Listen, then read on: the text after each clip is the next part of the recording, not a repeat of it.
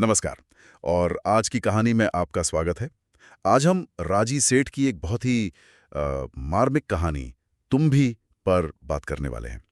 और इसके साथ एक बड़ा सवाल भी है कि क्या नैतिकता, क्या वो सिर्फ अच्छी परिस्थितियों की देन है?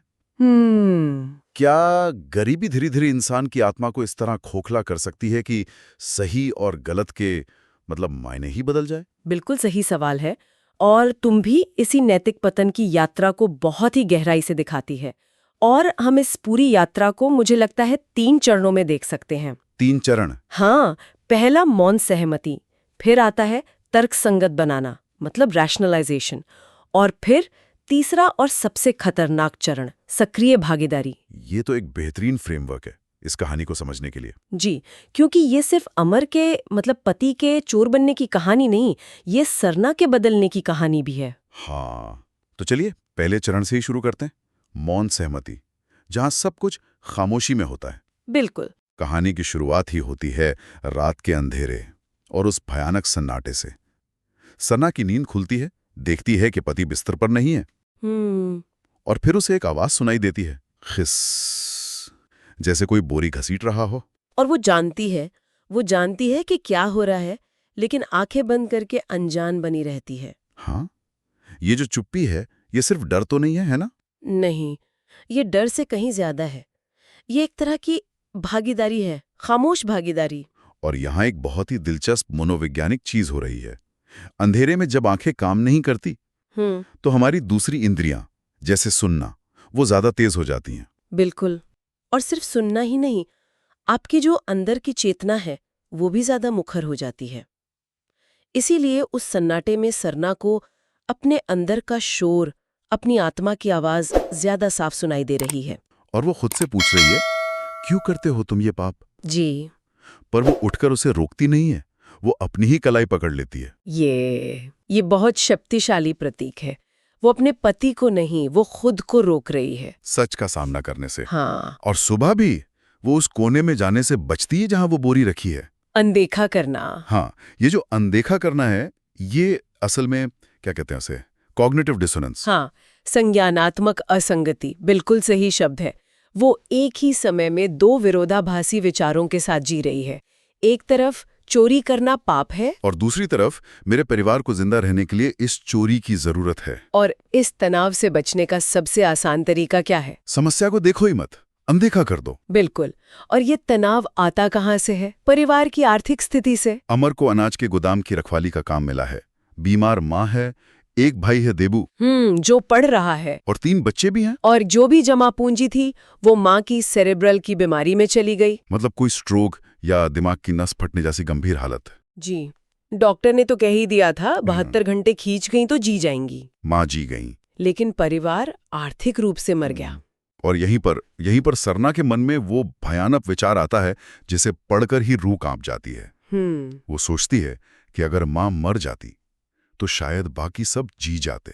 ये सोचना भी कितना मुश्किल है ना, कि गरीबी इंसान को किस हद तक तोड़ सकती है। कि वो अपने ही रिश्तों को बोझ समझने लगता है। और उसका भाई देबू, वो इसी कड़वी सच्चाई को और भी साफ साफ कहता है।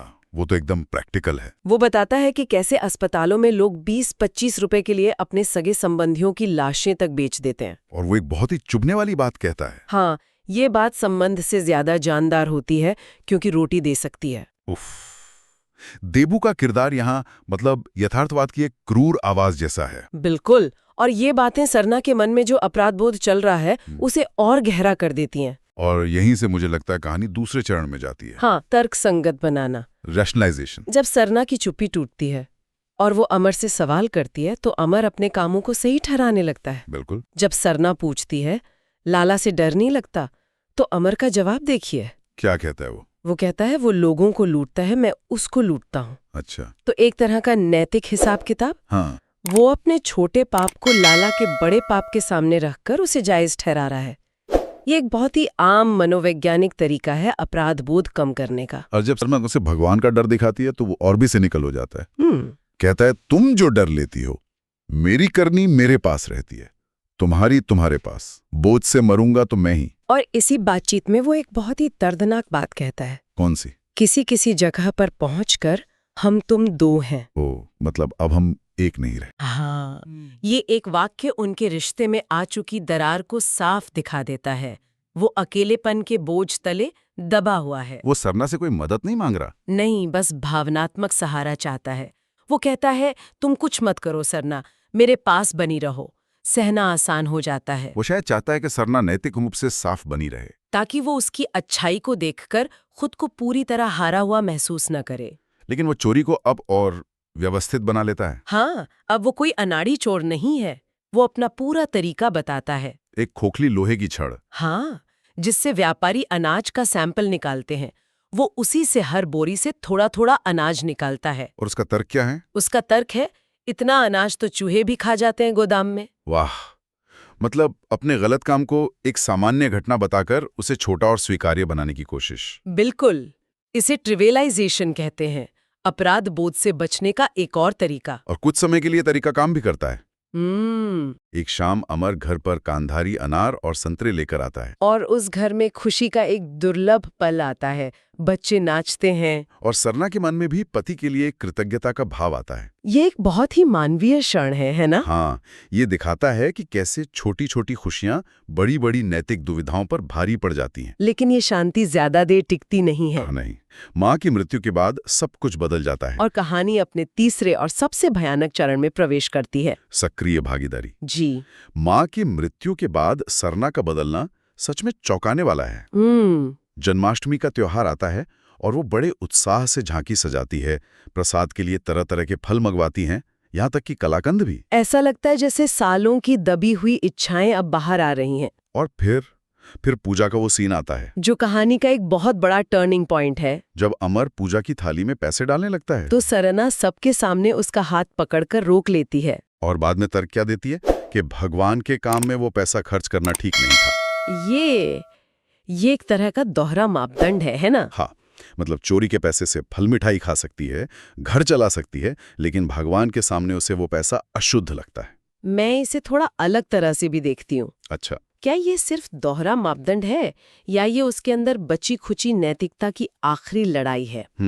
शायद वो उस पैसे को सांसारिक जरूरतों के लिए स्वीकार कर चुकी है, लेकिन अपनी आस्था के सामने खुद को शुद्ध बनाए रखना चाहती है। मतलब खुद को ये यकीन दिलाने की कोशिश कि मैं पूरी तरह नहीं बदली हूँ। बिल्कुल, लेकिन अमर के लिए ये बहुत बड़ा झटका है।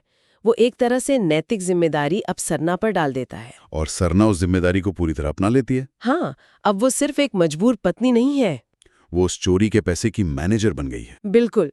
माँ की बरसी पर बड़ा आयोजन करती है, नई धोती पहनती है, बेटी सवी के ब्याह के लिए सामान इकट्ठा करना शुरू कर देती है। और यहीं से कहानी अपने क्लाइमैक्स की ओर बढ़ती है। जी, सवी के लिए एक अच्छा रिश्ता आता है। और सरना जिद पकड़ लेती है कि बेटी के लिए 2 तोले की कंठी, मतलब हार, बनवाना है। ये कंठी सिर्फ एक गहना नहीं है। नहीं, ये सरना की सामाजिक प्रतिष्ठा का, उसकी दबी हुई आकांक्षाओं का प्रतीक बन जाती है। और अमर साफ मना कर देता है।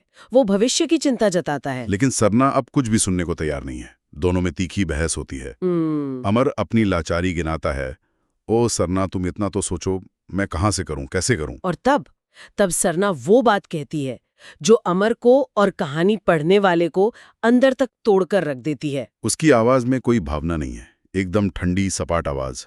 वो कहती है, इतना करते हो तो 2-4 बोरियां और। ये कहानी का चरम बिंदु है। हाँ, जिस चोरी को सरना पाप कहती थी, जिस पैसे को उसने भगवान की थाली में रखने से मना कर दिया था, आज वो उसी पाप को बढ़ाने का सुझाव दे रही है, महज एक गहने के लिए। ये उसकी यात्रा का अंतिम बिंदु है। मौन सहमति से शुरू होकर तर्कसंगत बनाने से गुजरकर अब वो सक्रिय रूप से अपराध को बढ़ावा दे रही है। और अमर के लिए ये असहनीय है। वो कांपते हुए उठता है, पत्नी के कंधे झिंझोड़कर उसे खाट पर धक्का दे देता है। और फिर वो अंतिम शब्द कहता है, जो इस कहानी का शीर्षक भी है और सार भी। तू भी मर गई है मेरे साथ। तेरे पुण्य को देखकर जीता आया था मैं अब तक। मेरा अपना ही बोझ क्या कम था मेरे लिए? इन शब्दों में एक पूरे परिवार की, एक पूरी आत्मा की त्रासदी छिपी है। अमर का बोझ सिर्फ चोरी का नहीं था। नहीं, उसका बोझ इस उम्मीद का भी था कि घर में कोई एक तो सही है, कोई एक है जिसकी नैतिकता भी जिंदा है। सरकाना का पुण्य उसके लिए एक मॉरल एंकर की तरह था। बिल्कुल, एक नैतिक लंगर। और जब सरना ने खुद ही उसे और चोरी करने के लिए कहा, तो अमर का वो लंगर टूट गया। उसे एहसास हुआ कि इस सफर में वो अकेला नहीं डूबा है। गरीबी और लालच ने उसकी पत्नी की आत्मा को भी मार दिया है। अब वो इस बोझ को उठाने के लिए बिल्कुल अकेला रह गया है। तो ये थी राजी सेठ की कहानी तुम भी पर हमारी पड़ताल। हमने देखा कि कैसे मजबूरी, चुप्ती और छोटी छोटी रियायतें एक इंसान को नैतिक पतन के उस रास्ते पे ले जाती हैं जहां से वापसी शायद मुमकिन नहीं होती। और ये भी कि कैसे एक व्यक्ति का पतन अक्सर उसके सबसे करीबी लोगों को भी अपने साथ खींच लेता है। कहानी कोई फैसला नहीं सुनाती, बस एक आईना दिखाती है। हम आपको एक आखिरी विचार के साथ छोड़ते हैं। कहानी में अमर कहता है कि सरना का पुण्य उसे जीवित रखे हुए था। क्या हम सबके जीवन में भी ऐसे नैतिक सहारे होते हैं, चाहे वो कोई व्यक्ति हो, कोई विश्वास हो या कोई सिद्धांत, जिनके टूटने पर हम भी टूट जाते हैं? इस पर सोचिएगा। अगर आपको हमारी ये कहानी पसंद आई हो तो कृपया हमारे चैनल आज की कहानी को लाइक, शेयर और सब्सक्राइब करें। और हाँ, बेल आइकन दबाना न भूलें ताकि जब भी कोई नई कहानी आए तो आपको सबसे पहले पता चले। सुनने के लिए धन्यवाद।